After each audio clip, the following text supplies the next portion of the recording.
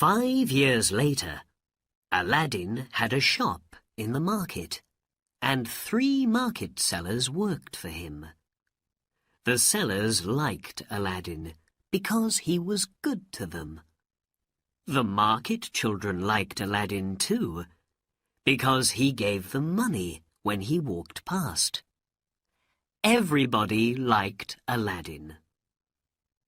Aladdin's mother never called her son a good-for-nothing now. They had a nice house near the gardens, and she had many beautiful things. But only Aladdin and his mother knew about the magic lamp and the genie.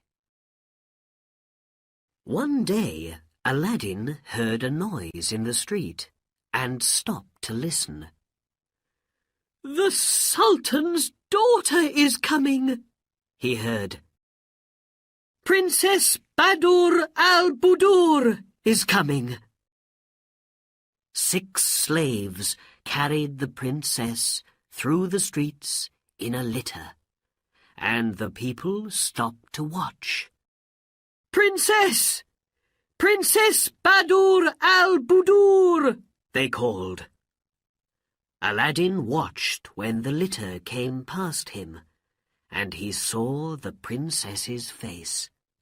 She was beautiful, with big, dark eyes, the most beautiful woman in Arabia.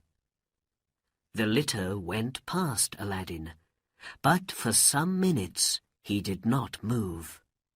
Then he ran home. "Mother! Mother!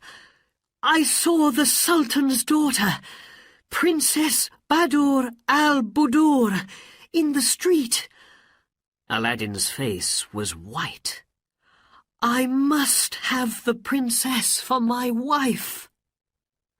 "But Aladdin," his mother began. "No buts, Mother. I love the princess, and I want to marry her. Go to the Sultan and ask for me." "Me? Go to the Sultan's palace? Oh, no, no, no," Aladdin's mother said. "Listen, my son. The daughters of a sultan do not marry poor boys from the city." "But we are not poor now, Mother, and we can give the Sultan something for his daughter. Wait." Aladdin went away and got the fruit from the magic garden under the ground. Now, of course, he knew it was not fruit, but white, red, green, and yellow jewels. "Take these jewels, Mother, on a gold plate," he said, "and give them to the Sultan." So the next day, Aladdin's mother carried a gold plate with many beautiful jewels on it to the Sultan's palace. She went into a long room, but when she saw the Sultan, his vizier, and all his slaves, she was very afraid. So she waited quietly in the room and spoke to nobody. In the evening, she went back home again with the jewels. Aladdin was very angry with her. "Mother, you must speak to the Sultan," he said. "I have no father to do this for me. You must help me. I must marry the princess." And for many days after that, Aladdin's mother went to the palace, but she was always afraid to speak. In the end, the Sultan saw her and asked his vizier, "Who is that woman? Why does she come to the palace every day. The vizier spoke to Aladdin's mother. Do you want to speak to the Sultan? Yes. Come with me. The vizier took Aladdin's mother to the Sultan, and she put her head on the ground at his feet. Get up, woman. Why do you come here every day? The Sultan asked. Speak, woman. Your Majesty, Aladdin's mother said quietly, I have a son, a good young man. He is called Aladdin. He loves your daughter, Princess Badur Albudur. He cannot sleep or eat because of her. He wants to marry her. The Sultan laughed. What? Marry my daughter? Your son? Your Majesty, these jewels are for you, from my son, Aladdin. And Aladdin's mother put the gold plate with the jewels in front of the Sultan's feet. Everybody looked at the jewels, and the long room was suddenly very quiet. Then the Sultan spoke. These are very beautiful jewels, he said. No man in Arabia has jewels more wonderful than these. Your son is a rich man, a good husband for my daughter. The vizier did not like to hear this, because he wanted the princess to marry his son. Your Majesty, he said quietly in the Sultan's ear, my son is a rich man too.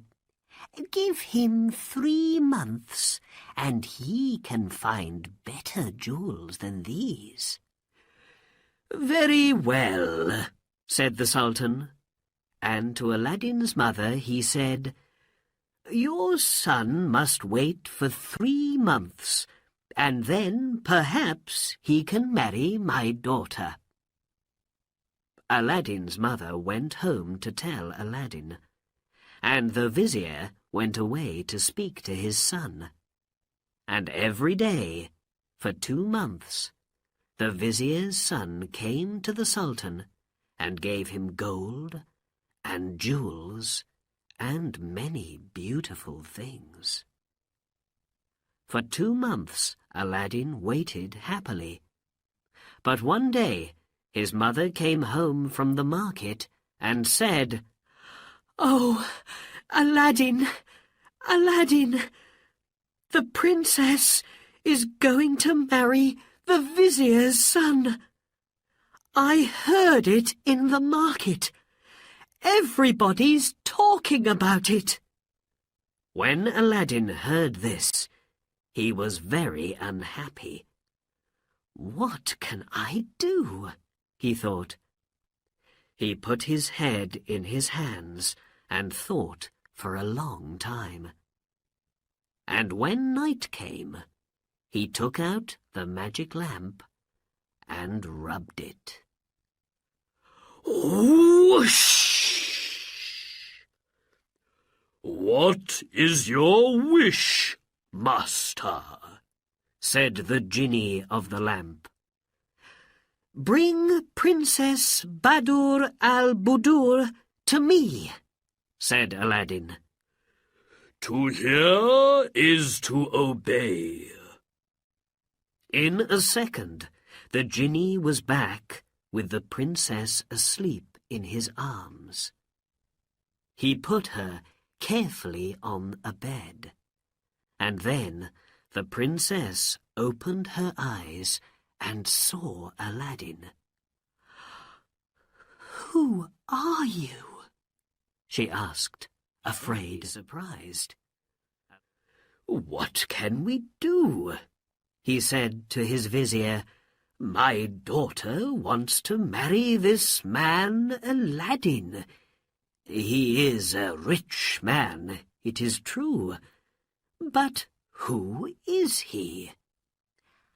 "Ask him," said the vizier quickly, "for more of those beautiful jewels on 40 gold plates and 40 slave girls with 40 slaves.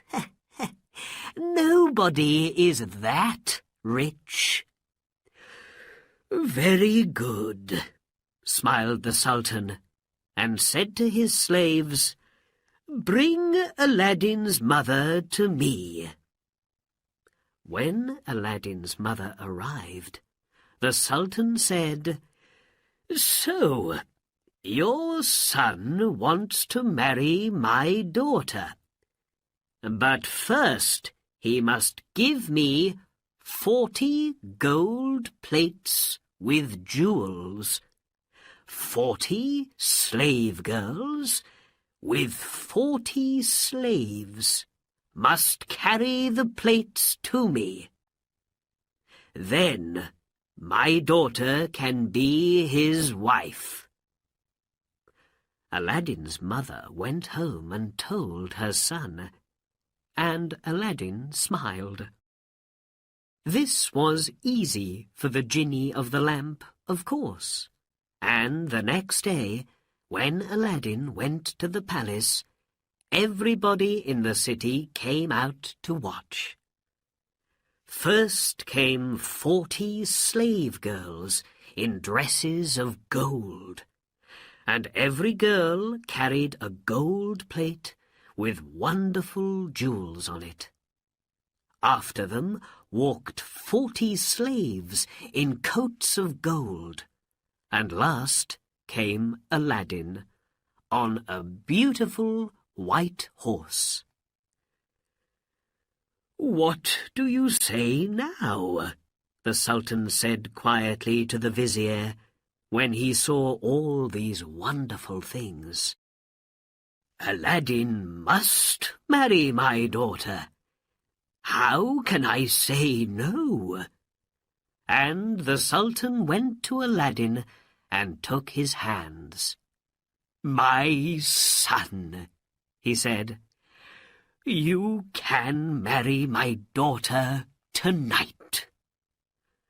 "Tomorrow, Your Majesty," said Aladdin, "because before I marry your daughter, she must have a palace, the most beautiful palace in Arabia."